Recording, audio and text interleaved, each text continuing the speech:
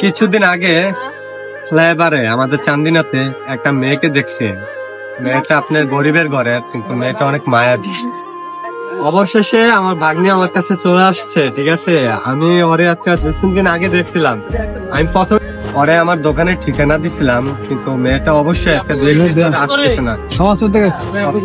আমি বলছিলাম কিন্তু ওরা আমার অনেক মায়া লাগে, ঠিক আছে। কিন্তু আমার সাধ্য অনুযায়ী আমি ওর কিছু টাকা দিতেছি। তোমার যদি টাকা লাগে না, ঠিক আছে, তুমি আইসো। কিন্তু তোমার আমার মায়া লাগছে, তোমার মতো অনেক মেয়ের আমার দোকানে আসে, ঠিক আছে। তুমি কিন্তু খাইবা, ঠিক আছে। মামার খুশি হয়ে তোমার দিলাম।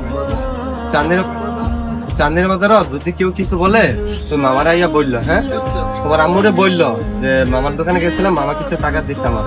তোমার আম্মুকে নিয়ে আসো আমার দোকানে, হ্যাঁ।